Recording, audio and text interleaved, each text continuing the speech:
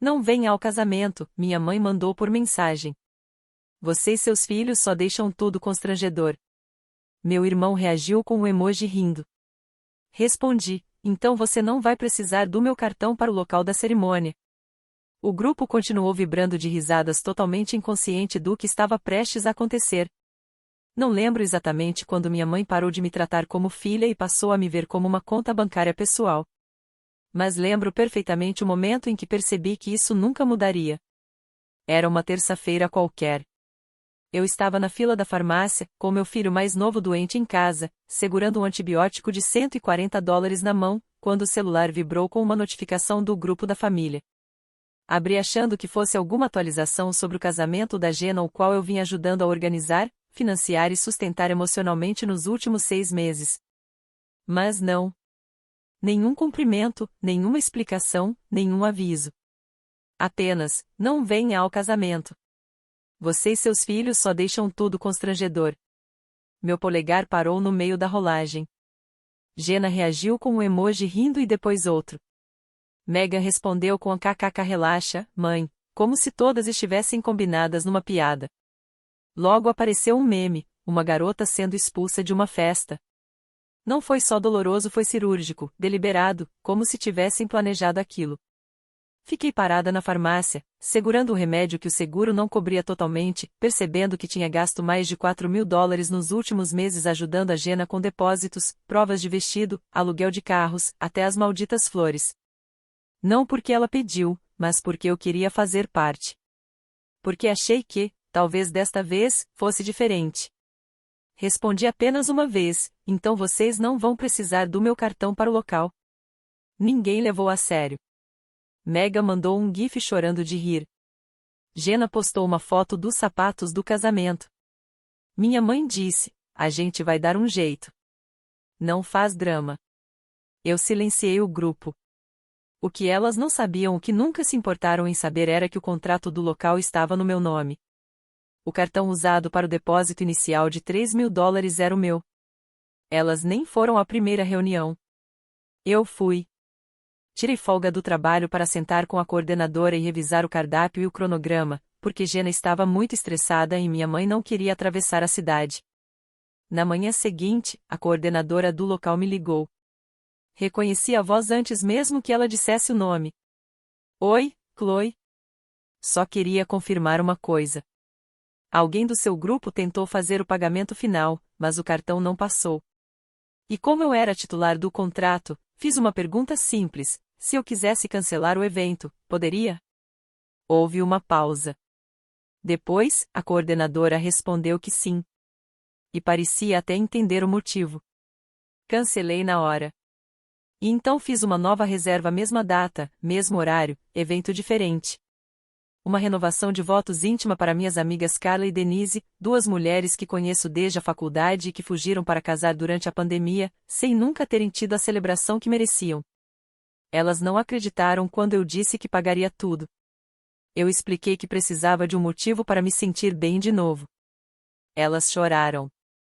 No dia seguinte, perto do meio-dia, Megan mandou mensagem no grupo da família. Porque o local disse que a reserva foi cancelada.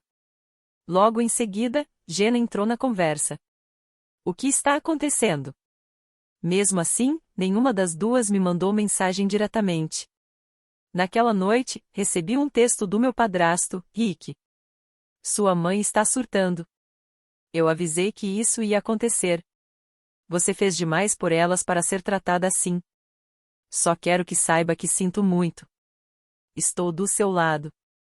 Rick sempre foi um homem quieto, mas via tudo. Já o peguei mais de uma vez dando dinheiro de gasolina para Megan ou dizendo para minha mãe que talvez eu não devesse ser a única a pagar por tudo. Ele não é meu pai biológico, mas foi o único pai que eu realmente tive. O único que me ajudou na mudança depois do divórcio. O único que foi aos jogos de futebol do meu filho. O único que percebeu quando eu perdi 9 quilos de estresse no ano passado. Eu disse que ele não precisava se meter. Ele respondeu algo que me abalou. Se ela não começar a te tratar melhor, não sei se posso continuar nesse casamento. Já deu pra mim. Foi nesse momento que percebi que essa luta não era mais só minha. Eles achavam que eu ia agir como sempre, sorrir, deixar pra lá, escrever outro cheque. Mas não faziam ideia do que estava por vir. Pensavam que eu não faria nada. Não sabiam que eu já tinha feito. Na manhã de quinta-feira, o grupo ficou em silêncio. Quase cômico. 2 dias antes, estavam praticamente se engasgando de tanto rir, trocando gifs e piadas internas, falando de mim como se eu não estivesse no chat. Mas agora, nada. Nenhuma mensagem perguntando o que aconteceu. Ninguém assumindo o erro. Nem mesmo a Jenna, que era quem mais tinha a perder. Esperei. Não por vingança, pelo menos não no começo. Eu estava curiosa. Queria ver quanto tempo levariam fingindo que tudo estava bem. Elas sabiam que o casamento tinha sido cancelado. Tinham que saber. Jenna vinha stalkeando o Instagram do local há semanas. A cabeleireira dela seguia a página. A florista tinha marcado o perfil em um story. Não havia como ela não ter visto o anúncio público informando que um novo evento privado havia sido marcado para o dia 19 de outubro e que não seria mais o casamento dela. Mesmo assim, silêncio. A sexta-feira passou. Nada. Mas no sábado de manhã, finalmente, a primeira rachadura na encenação. Megan me mandou mensagem diretamente. Oi, pergunta aleatória: você sabe por que o local disse que nosso evento não está mais no calendário? A Jenna está surtando um pouco. Um pouco.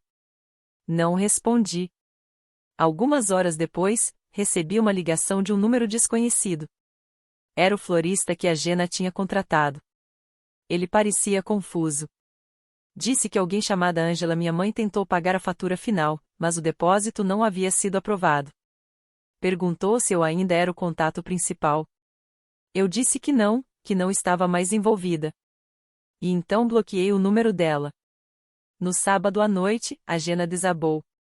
Mandou uma mensagem para mim, Megan e minha mãe em um novo grupo no WhatsApp chamado A Reconstruir o Plano, como se estivéssemos prestes a lançar uma operação militar. A primeira mensagem dela foi: cansei de joguinhos. Alguém me explica o que diabos está acontecendo com o meu casamento. Aí começaram as ligações. Ignorei todas. Só atendi quando minha mãe ligou para o telefone fixo, algo que ela não fazia há anos. Achei que devia ser sério. Ela nem tentou aliviar. Nenhum pedido de desculpas, nenhuma menção ao que tinha dito. Só acusações. Você sabotou o casamento da sua irmã. Como pôde ser tão mesquinha? Não respondi como ela esperava. Só fiz uma pergunta. Eu ainda estava convidada, afinal. Ela tentou inverter o jogo. Disse que tudo foi um mal-entendido. Que eu levei a mensagem dela ao pé da letra. Que estava estressada. Que quis dizer apenas que eu chegasse mais tarde, não que eu faltasse ao casamento. Depois culpou a Jenna, disse que era coisa de hormônios. E então me culpou, disse que eu estava dramatizando. Desliguei. Naquela noite, Rick me mandou mensagem. Você está bem? Só queria saber. Respondi com a verdade, não estava triste. Nem com raiva. Só sentia que tinha acabado. Como se algo dentro de mim tivesse desligado, e eu não quisesse mais ligar de novo. Ele perguntou se eu tinha tempo para um café na manhã seguinte. Nos encontramos num lugar tranquilo no centro. Ele parecia exausto. Disse que estava dormindo no quarto de hóspedes, que a casa tinha virado um circo. Minha mãe estava furiosa. Jenna, histérica. Megan tentava ser a pacificadora enquanto, pelas costas, me culpava. Então ele se inclinou e disse algo que eu nunca imaginei ouvir. Se sua mãe não mudar, não sei por quanto tempo ainda consigo continuar assim. Não me casei com ela para ver ela destruir a própria filha. Fiquei sem palavras. Rick nunca falava desse jeito. Sempre foi o pacificador, o cara discreto. Mas agora, ele estava irritado de verdade. Ele me contou que Jenna passou os últimos 2 dias ligando para todos os locais de evento no raio de 100 quilômetros. Tudo estava reservado. No fim, ela encontrou um salão de festas barato nos arredores da cidade, do tipo que cheira a lasanha congelada e tem cadeiras de plástico que rangem quando você senta. Não teve escolha a não ser aceitar. E a única data disponível? Uma quarta-feira, dali a 2 semanas. Eu ri. Não consegui evitar. Rick deu um leve sorriso. Então ele disse. Falei para ela que não ia pagar um centavo enquanto não pedisse desculpas. Ela respondeu que eu estava sendo manipulado por você. Perguntei o que ele respondeu. Ele deu de ombros e disse. Não, eu só estou finalmente prestando atenção. Na noite de domingo, a Jenna mudou a bio do Instagram. Não dizia mais o noiva de 19 de outubro. Agora estava escrito um quase casada ou com um emoji de coração. Rolei o feed dela. Metade dos fornecedores tinha sumido. A maquiadora cancelou. O fotógrafo já estava comprometido para a nova data. Elas fingiam que estava tudo bem. Eu poderia ter contado a verdade. Que nunca mais ficaria tudo bem. Que elas haviam passado de um limite que não podiam mais desfazer. Mas não disse nada. Elas ainda achavam que eu só estava magoada. Não sabiam que eu estava acabada. O novo local parecia saído de um panfleto de bingo de bairro. Jenna não postou fotos, mas eu vi. Mega marcou a conta errada quando subiu uma imagem borrada da entrada. Paredes bege, cadeiras dobráveis, aquelas mesas redondas que balançam se você apoia os cotovelos. O teto coberto de azulejos amarelados e, no palco, um arco de flores falsas que provavelmente não viam o espanador desde 2014. O novo casamento dos sonhos seria numa quarta-feira, às 18 horas, com um limite rígido de 3 horas. E agora elas tentavam fingir que tudo fazia parte do plano. Rick me ligou na véspera da visita final ao local. Ele parecia exausto.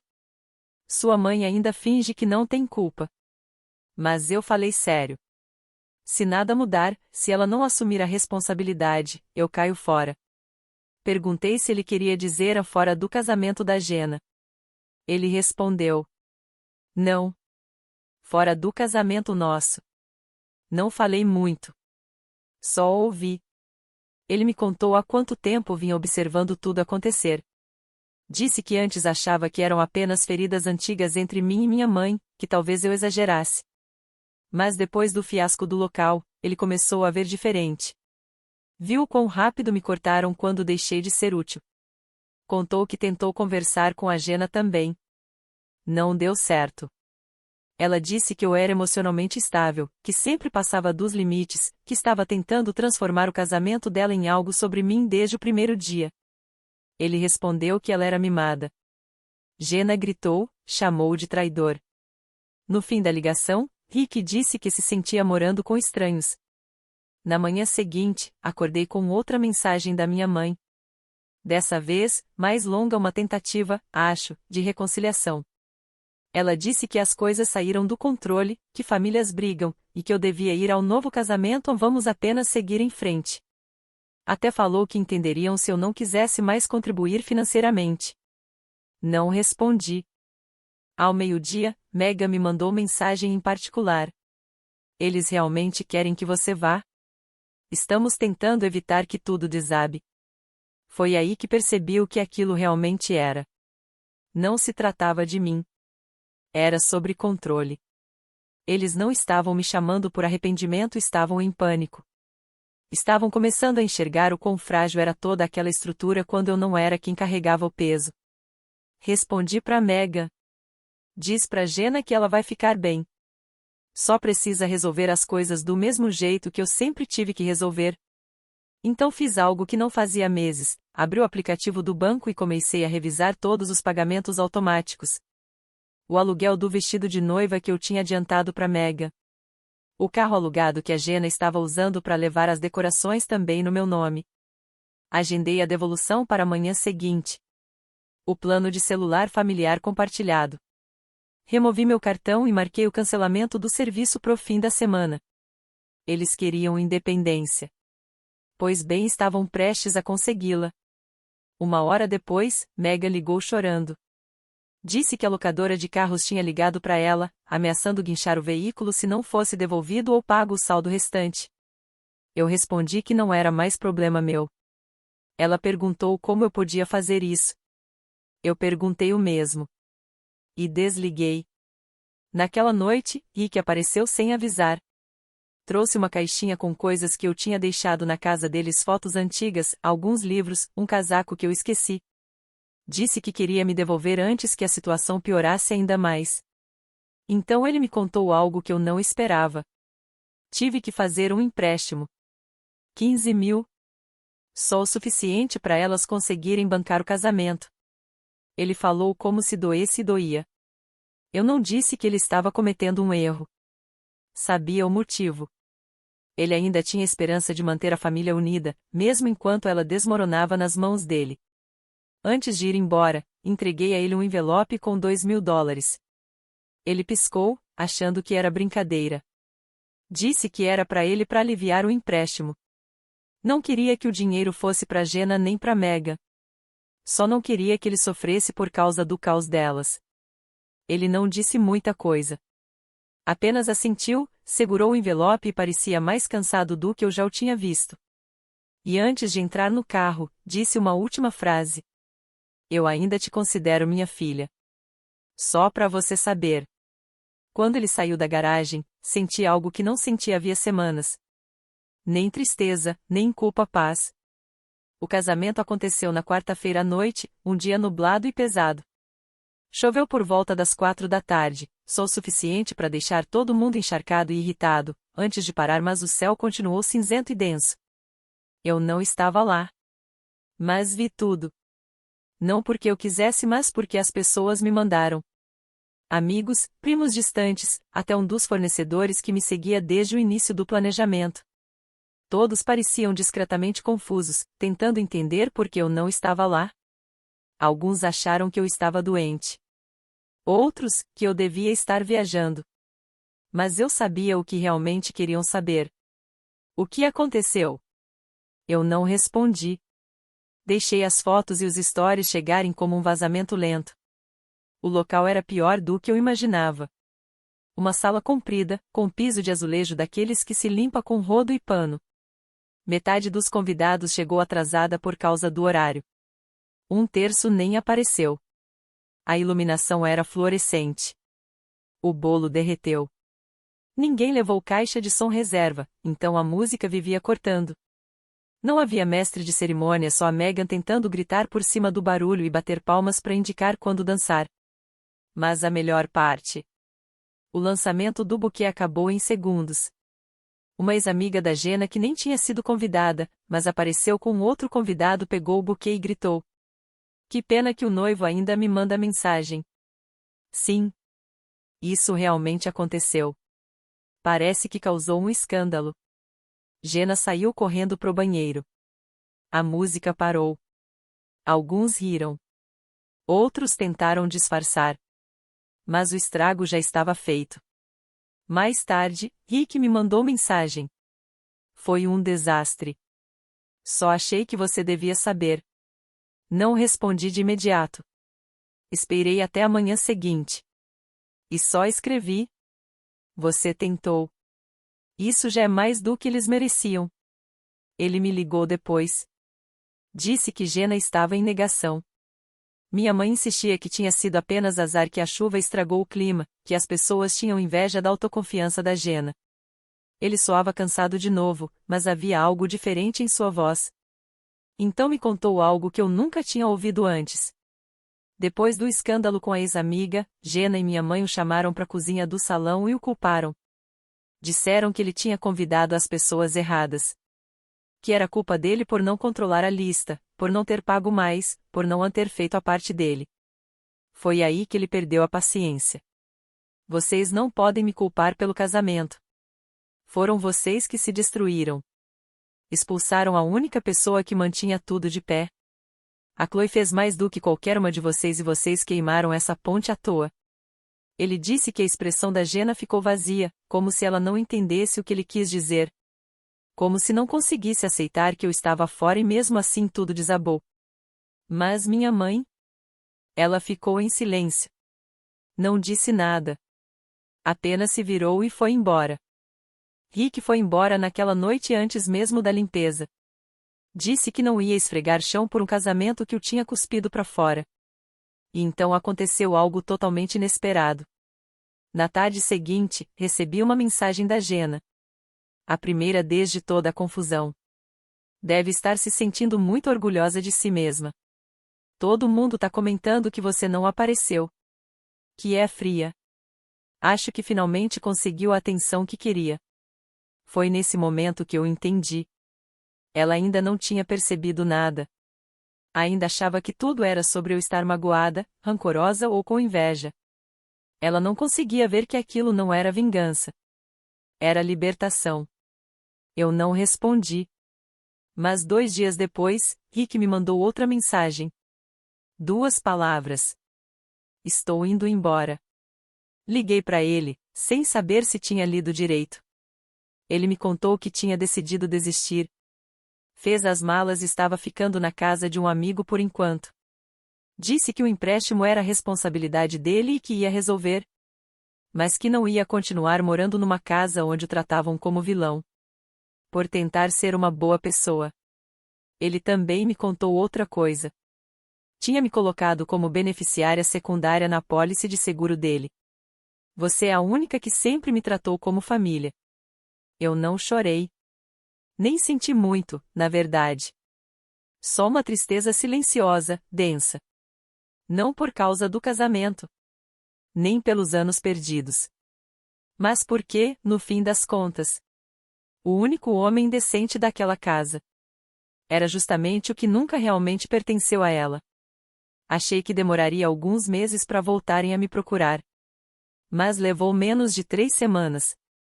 A primeira mensagem veio da Megan. Oi, desculpa incomodar. Mas o pagamento do aluguel do carro não foi aprovado. Disseram que ainda tem um saldo pendente. Você pode me ajudar só dessa vez? Só dessa vez. A frase que eles sempre usavam. Como se as últimas 50 vezes não contassem. Deixei a mensagem sem resposta.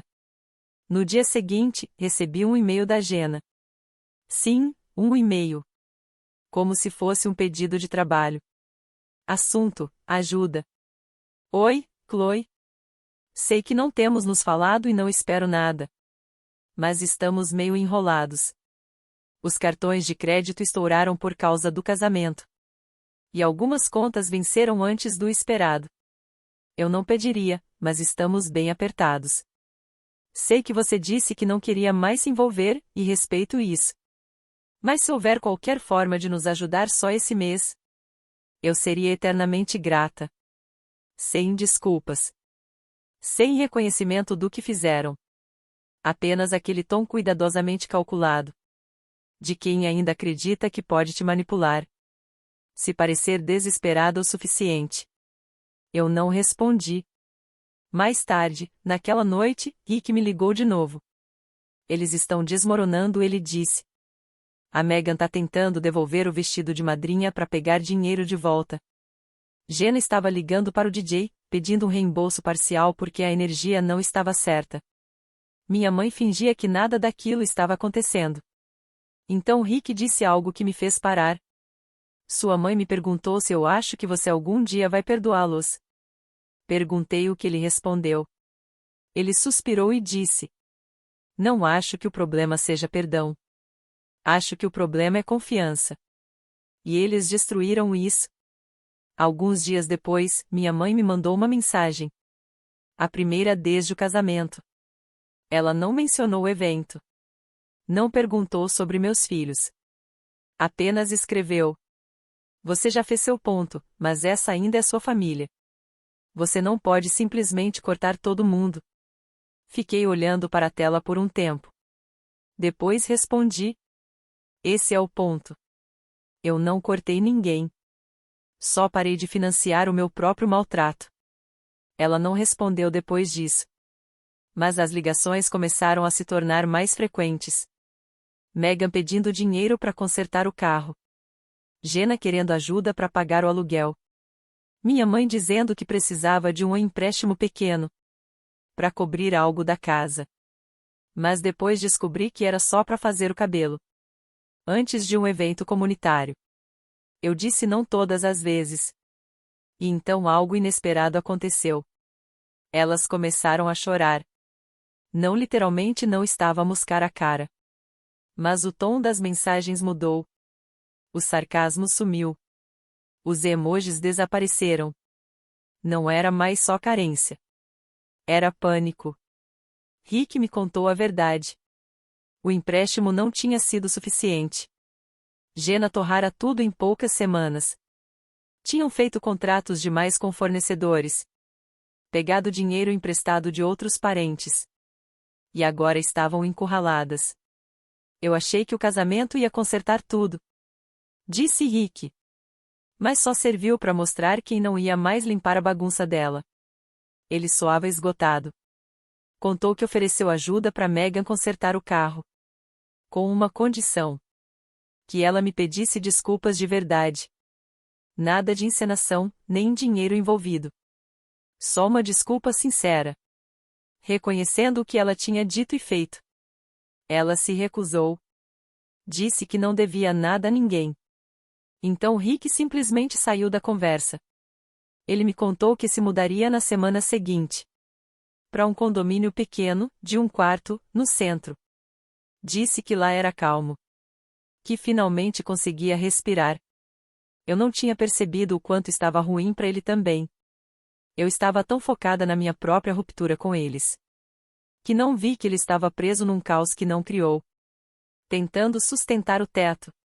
Enquanto elas abriam buracos nas paredes. Perguntei se ele se arrependia de ter feito o empréstimo. Ele disse: não sei. Porque isso me trouxe clareza. Eu vi o que realmente importa. E não são elas. Ficamos em silêncio por alguns segundos. Então eu contei a ele algo que nunca tinha dito a ninguém.